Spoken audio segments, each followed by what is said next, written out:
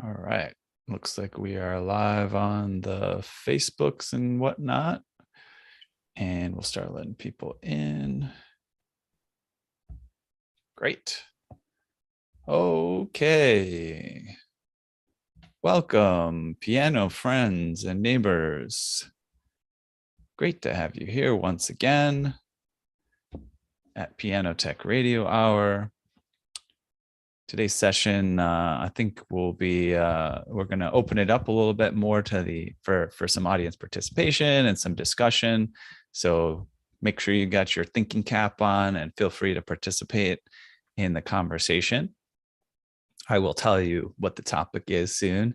And that having been said, we'll leave it open. I think today can have a kind of a fun place where we can let the conversation go where it tends to. I don't want to be too prescriptive about it.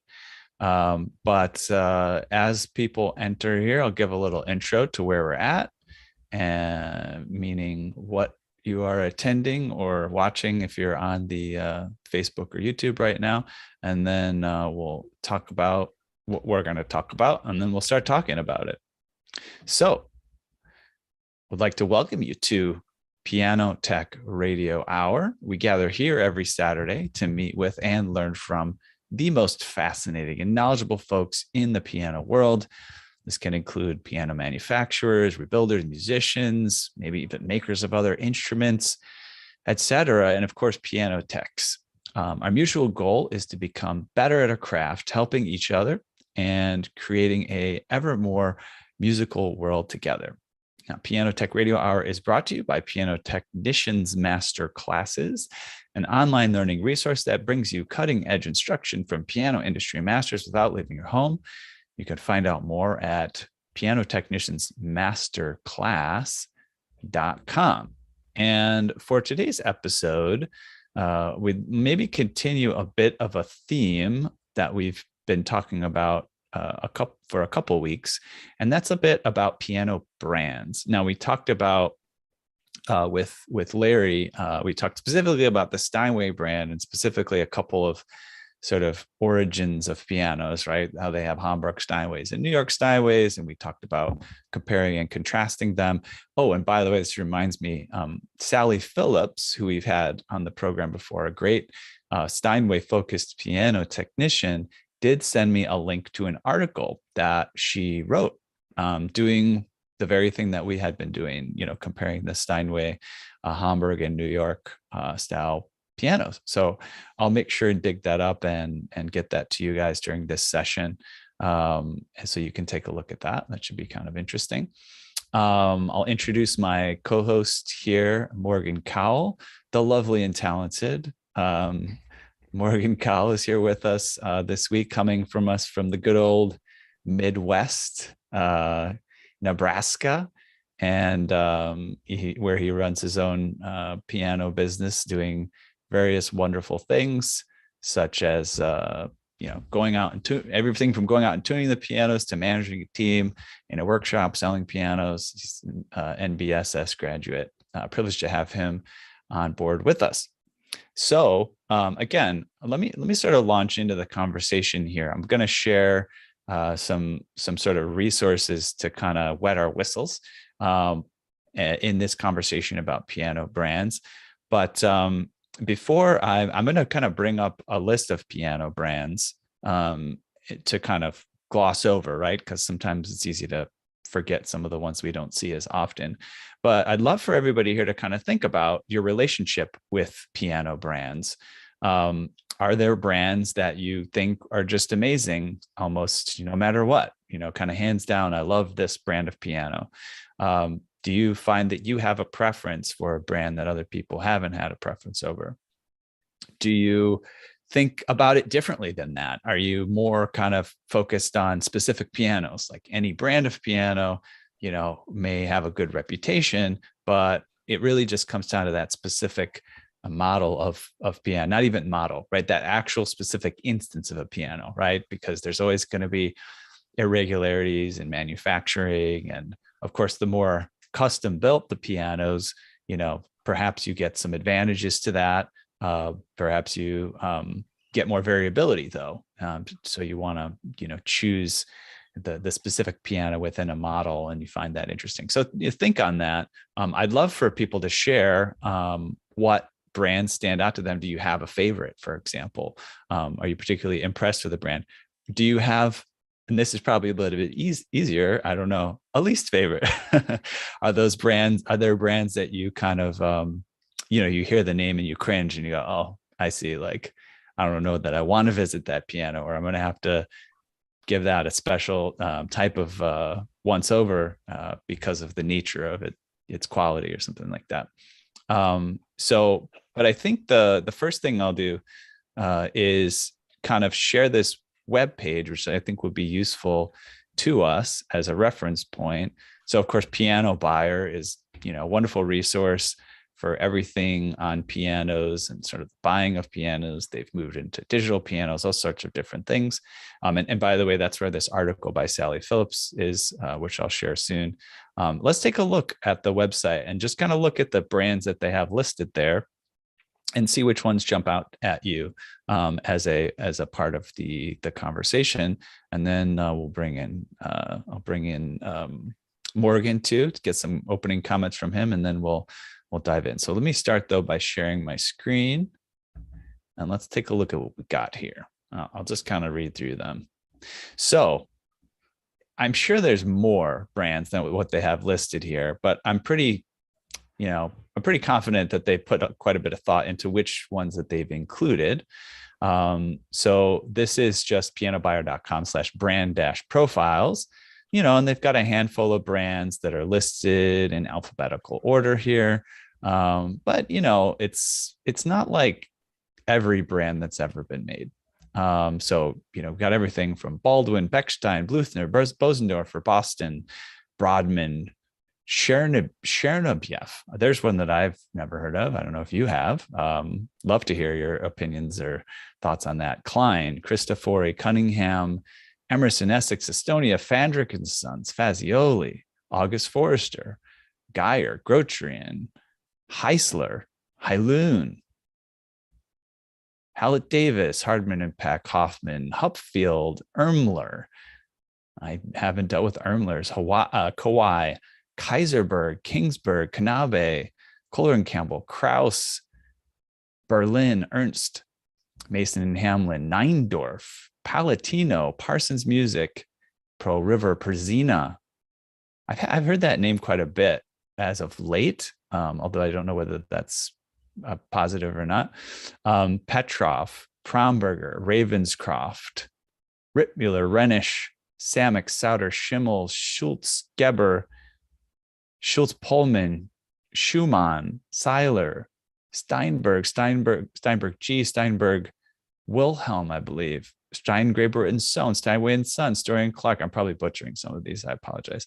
Walter, Charles, Weber, Wendell and Lung, Yamaha, Youngchang, Zimmerman. So now it's like, I'll put the link to this in the chat if you want to use it to refresh your memory, but I'll stop the screen share. I'll put that link in the chat. We'll get to any comments that are over there in the comment section. But yeah, Morgan, anything to say up front here on your experiences with piano brands and thoughts about sort of the conversation around that? It's always interesting for me to talk with some of the veterans that have been around longer, because they will tell me stories about brands that I didn't even know happened. Like, for example, I didn't know that Bösendorfer used to be owned by Kimball back, I think it was in the 80s, for a while.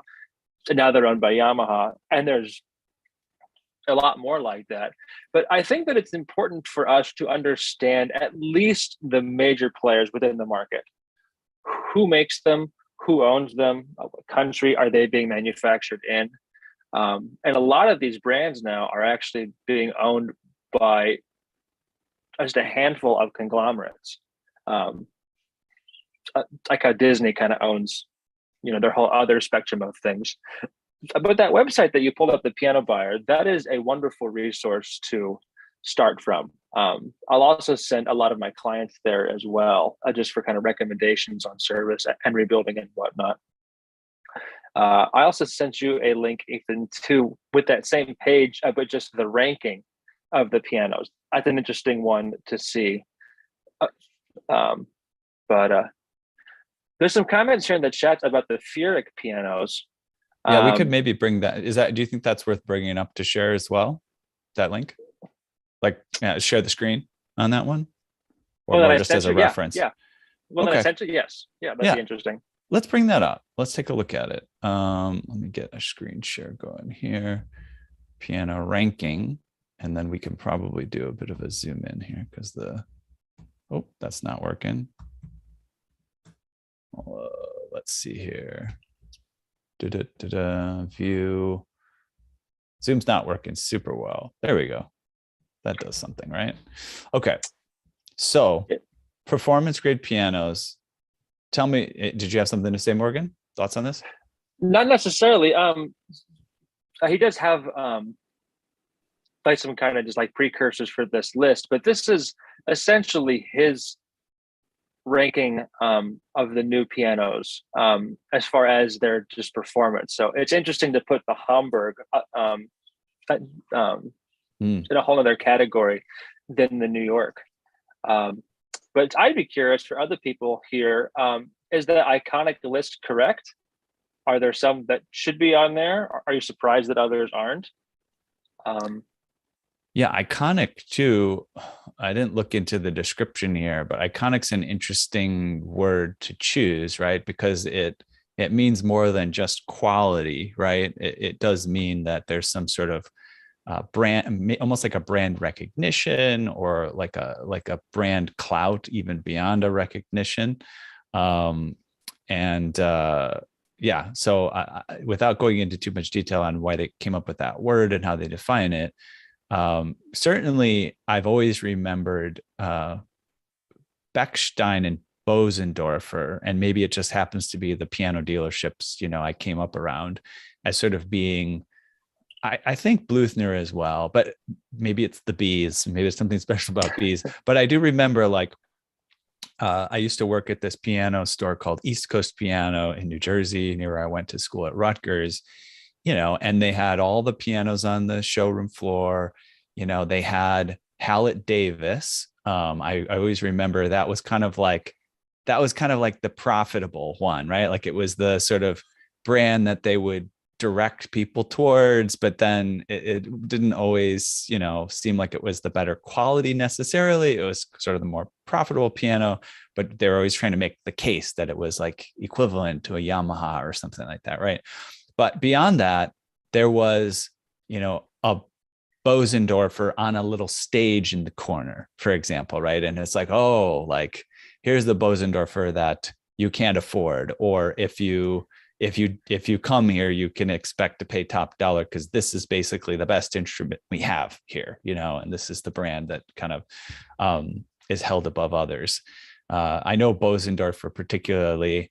I have at least one friend, maybe one or two, with the Imperial Grand, the Bosendorfer Imperial Grand, and it's kind of got this air of nobility about it, and the extra keys and stuff like that.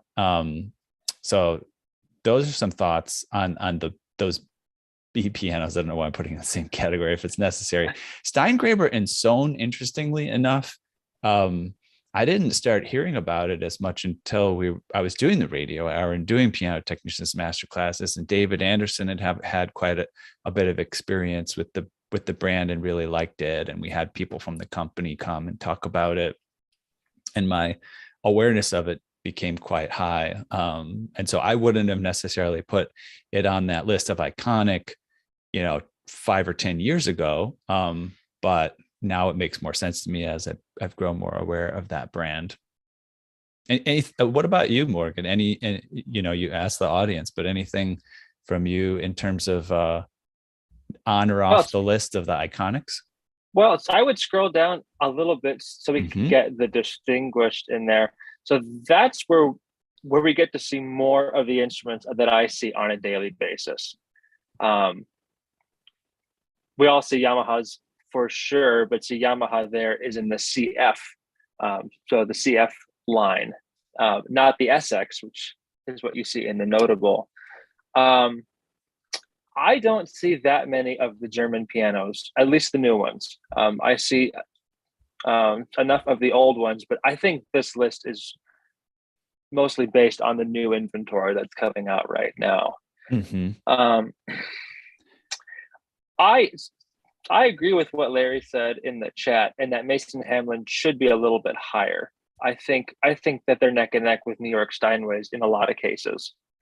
The classic line now that they have made by Pearl River, by Pearl River, obviously wouldn't be up there. But and then, is there any other stuff in the chat here? Yeah, let me read through the chat now. I think it's time to get to this. So Larry said off the bat, my hands-down favorite piano brand is almost completely unknown in the US. Furick or Feurig, depending on how you'd like to pronounce it. Maybe there's even a better pronunciation. He said he's owned several. He has one now and said no other brand comes close. And this list is only of currently made pianos. Yes, that makes sense. There's quite a few that have been made in the past. And that makes me think of a comment I'll make too, just about this general topic. Joe Burrows asked, when were the Furick pianos made? They've been made continuously, said Larry, since 1851, but the company has gone through several different owners. And let's see, I'll make a couple comments there. At one point, I was working on appraising, I believe it was, what was it? Was it an Estonia piano? And that was sort of an interesting part of making the appraisal, was the history of like who owned the company, right? And or like what was even going on politically, right? Was this like before or after the Iron Curtain, and how many years and stuff like that. And it's so interesting. We as humans, I think we like to have a very consistent, solid picture of something like a brand. We always want to think about it in the same way, but these things change hands, they get traded around, and when the brand is just the brand, the people who are managing the company really decide how things go. I mean, they're given something to work with, they have a certain momentum. It makes me think of like the Harvard brand or like the Yale brand, right? There's a certain quality that is associated, but at the same time, there's always a competition there to be the best. And they're not granted that high level, they always have to earn it, right? So let's get to a few more comments and then get back to the discussion here.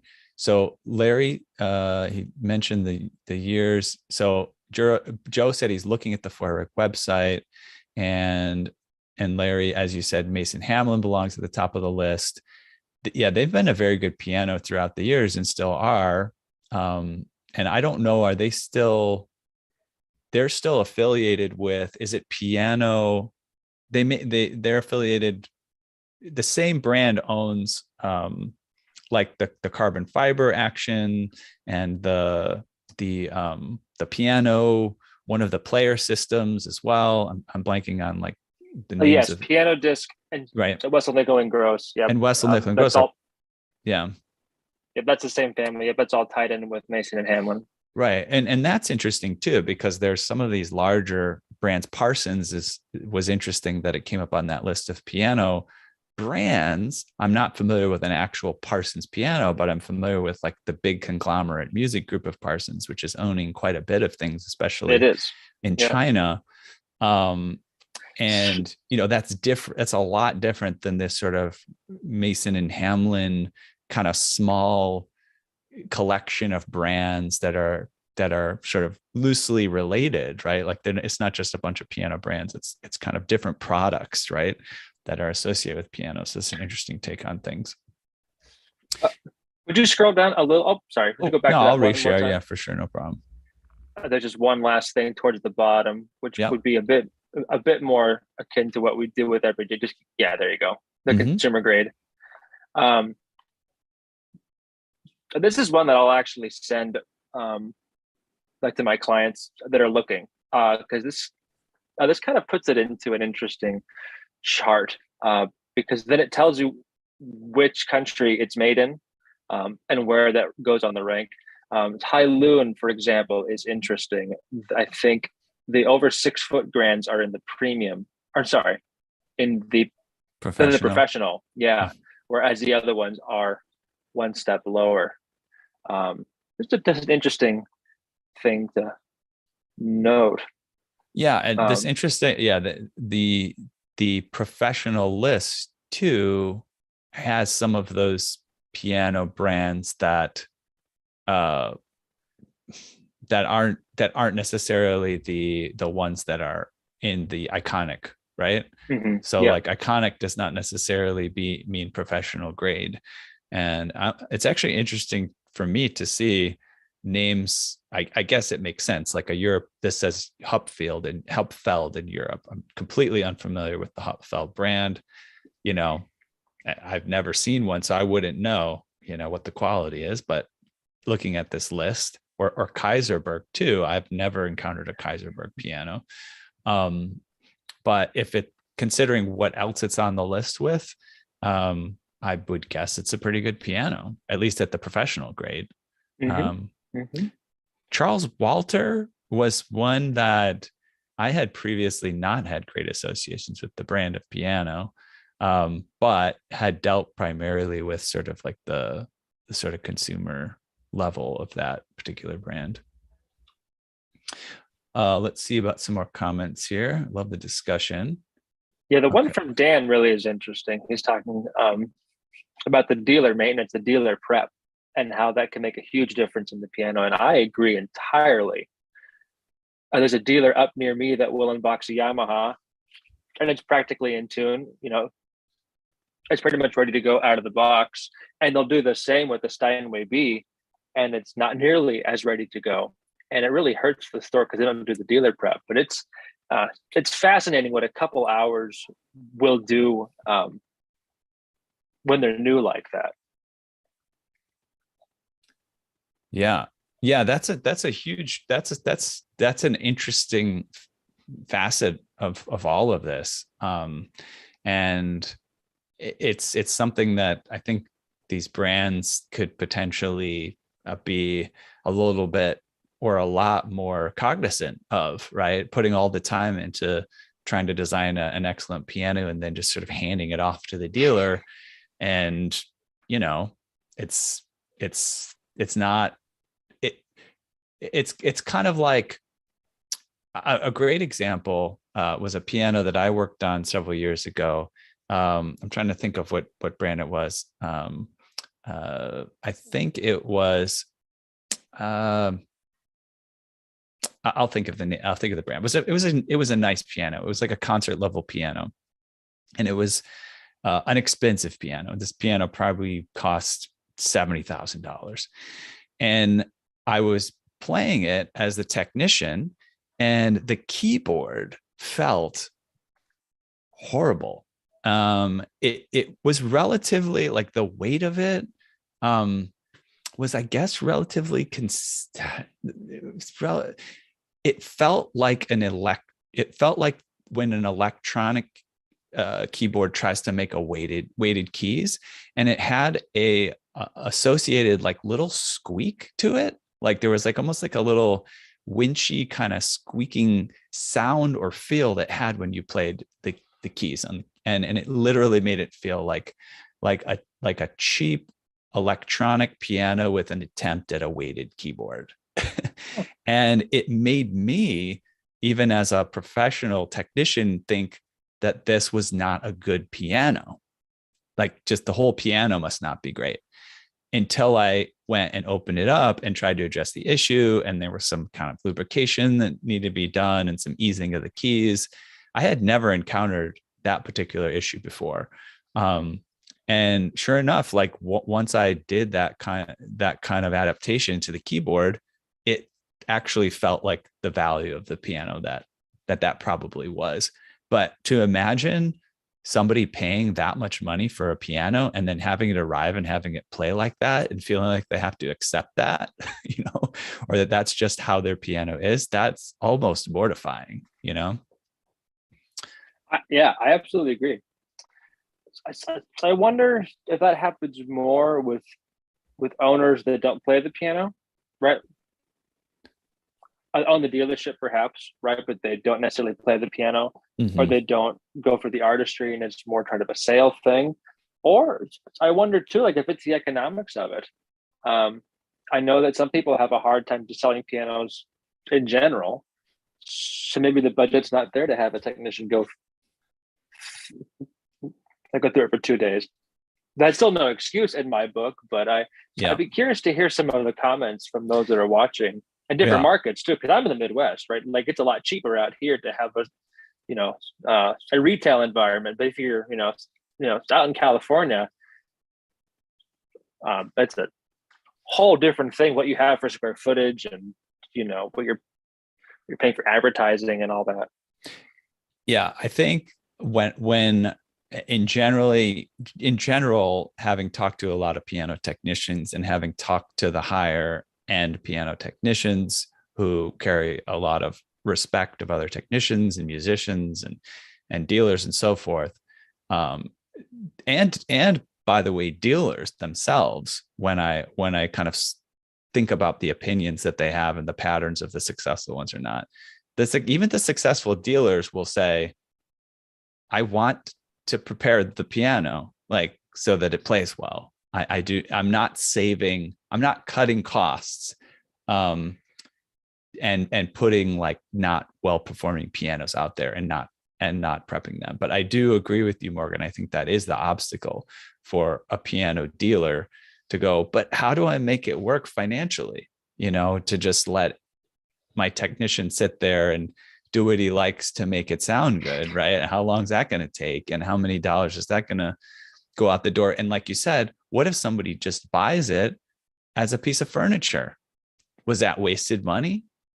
Or maybe it wasn't. I don't know. Like, it's interesting to think about the rationalizations for, because even if somebody does buy it as a piece of furniture, when somebody else comes to their house that knows what's going on with the piano, sits down and plays it, and they go, what did you buy? And and how much did you pay for it? And they go, oh wow, this person knows what they're talking about. I feel like I got screwed. Like that doesn't, even though they didn't know for maybe a few months, it doesn't reflect well back on the institution that sold the piano. All So right, do you there's think yeah, there go ahead. should be more regulation from manufacturers themselves, right? Like if Fazioli, like if you have a dealership with Fazioli, like should that be serviced in a particular way, X amount of times per year? Um like you think that's the answer? I'm not in the thick of it as much as a lot of folks here in terms of unpacking pianos and dealing with them. I have heard from some folks, uh, maybe I heard something from you, I don't know, but an idea that there are certain pianos. Well, I mean, you just said it. There are certain pianos that come and they're pretty good, and I guess it's like some manufacturers take their hands off. They say that's not my part to set up the piano, right? Because it's going to ship and things are going to shift, and it's not my place before it, when it leaves the factory. We'll put it in a certain condition, but sort of rely on the technicians on the ground after delivery when they can really fine tune it to actually take care of that. And so I think that there's a couple points in the process that this can be addressed. One is perhaps actually more intentionality into setting up the piano when it leaves the factory, and not leaving that the dealers, because number one, they might not be doing it anyway, so you might as well get it taken care of. There's another point in the process of putting training out there for the dealers and the technicians that work for the dealers to say, you've gotten our piano, here's how you set it up. There's IKEA, maybe it's you know it's the IKEA booklet with the guy with his hands in the air and the phone call if you need it, but like but like something, right? Some instructions. Okay, so you got this piano, here's how we want you to tweak it once it gets here, or like an instructional video or something, or certifications that people can get for your particular brand to actually get it set up. That those seem to be like great ideas. I do find that strange that we don't have that like readily available from the manufacturers. Right? Like you take a car to the dealership, like they have a book with all the parts, and here's this, and here's how to order this, and here's what screwdriver to use and how to access it. And sure, we don't have that kind of volume, which would warrant, that level of specificity, but still like the general overview for the maintenance of the piano, like for the technician from the dealer, I think that'd be a very, very interesting thing to have.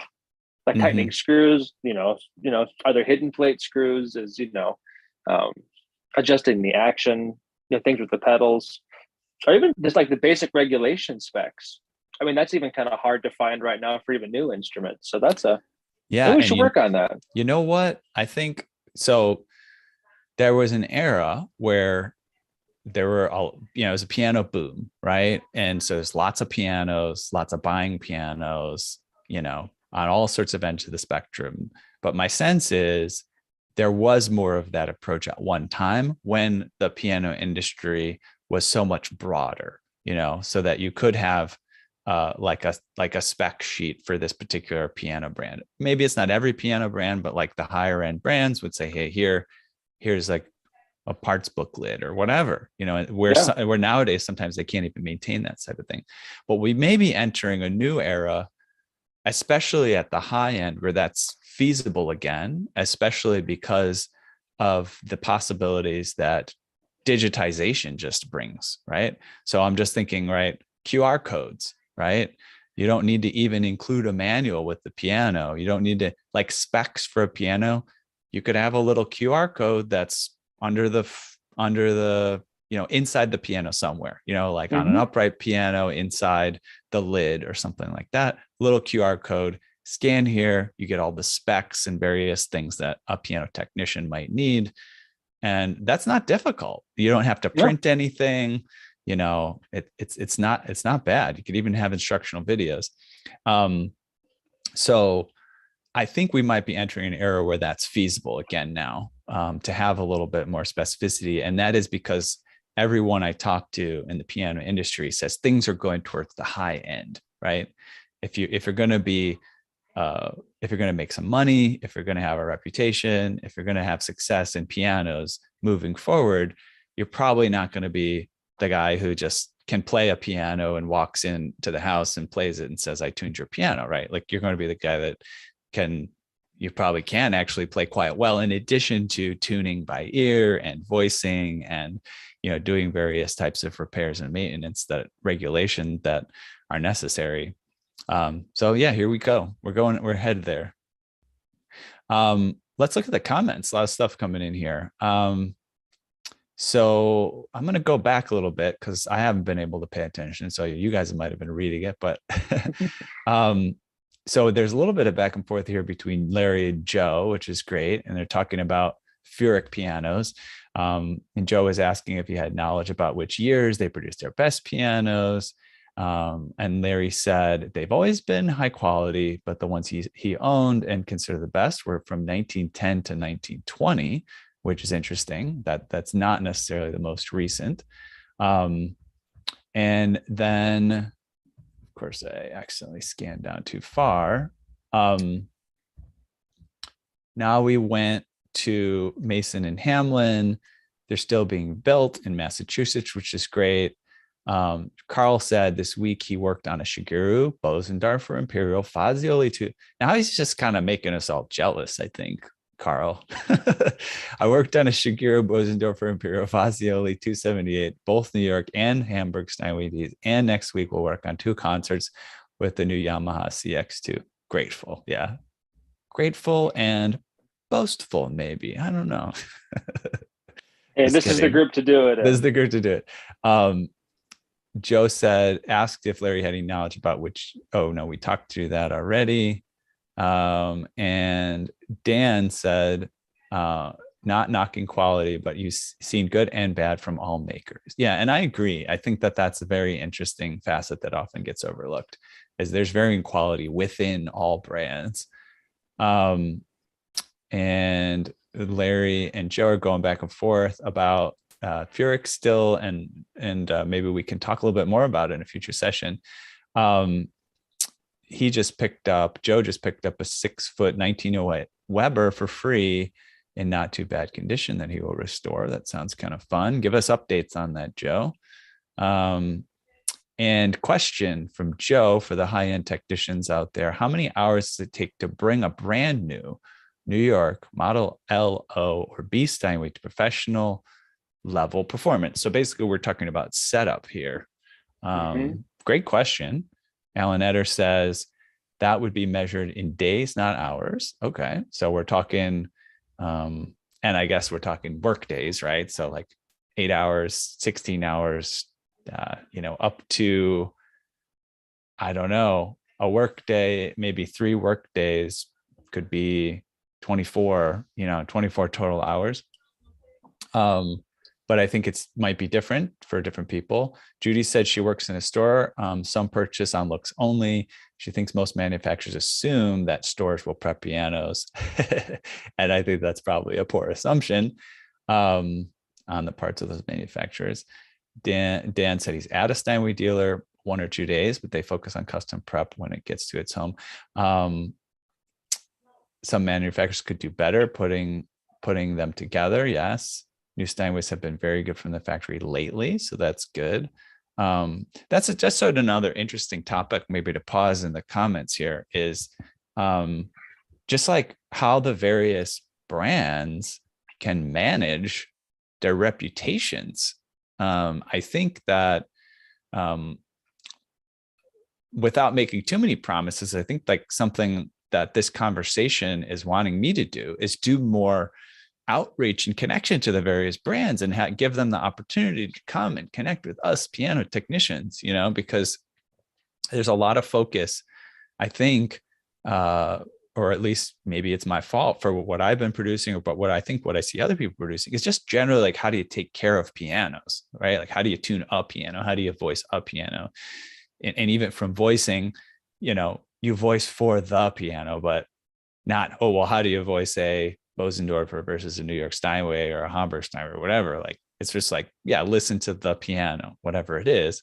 But I think that there could be a lot more relationships. I feel, especially I've seen there's a lot of tension in the relationships between piano dealers and piano technicians. And I think that could be improved, but I don't know if it's tension between manufacturers and technicians, but there's a little bit of a disconnection. I think a lot. There's not as much direct integration and opportunities to sort of talk through the processes. Any thoughts on that, Morgan? I think you deal with some of, you're dealing with some dealers directly selling pianos, correct? Mm-hmm. Yeah. And I'm one that always likes to continue learning. And so like, if I can find an opportunity to get more training, I usually will take it. And it's interesting how hard it is, though, to get into some of these other dealerships. I know that Steinway offers training, but you have to be sponsored in most cases by either a Steinway school or a Steinway dealer, right? So there's kind of like you have to know someone to get in. And even then, there's still a wait list. Yamaha's kind of the same way in some regards. Yeah, I'm not quite sure what the disconnect is, why there isn't that much communication. I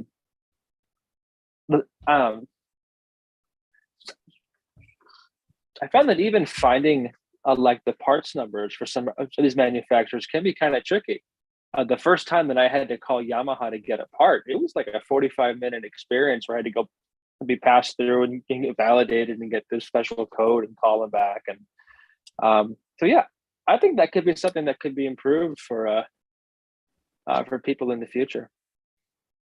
Yeah, definitely. And I'd like to play a role in this too. Again, bringing these brands to bring exposure. And if anybody has any input or ideas too, because it's kind of a, I wouldn't say delicate territory, but it's like it's an interesting territory to play around in, right? Because I think as technicians and industry professionals, we don't want a hard sell from a manufacturer. We don't want them coming in here and be like, we have, of course, the best pianos hands down, and they're comparing it with the leading piano and telling you under a rock and everywhere, and whose mother says that it's going to be better for whatever reason. And that's their job, right? To kind of be the cheerleader for their brand. But at the same time, to build the relationship, we technicians, we want a little bit more sort of clarity and transparency. I have had conversations with folks from Piano Brands where I think it actually really helps for them to admit to, maybe you only get to talk to like not the leadership of the company, but where they'll admit, yeah, this isn't so great with our pianos, but we're working on it. I think just even framing it that way, instead of just kind of like having this like, we're the best, there's nothing you can find wrong with it, we're going to handle every objection with something positive. Say, okay, yeah, that's one of the things. Here's where we excel, here's where we don't excel, and we're never going to try to, because this is our focus. And then here's where, yeah, we're not as great, but we do want to improve that, and we're working on it. Here's how. We want to hear your feedback. We want to cooperate. I think that's a nice attitude, but I think I'm interested in people's opinions too. And if we bring these manufacturers in and start introducing them to the audience and give them a platform to talk, what's the format? They just give a presentation of their brand. We don't care if they're selling it. Would we like them to teach us something?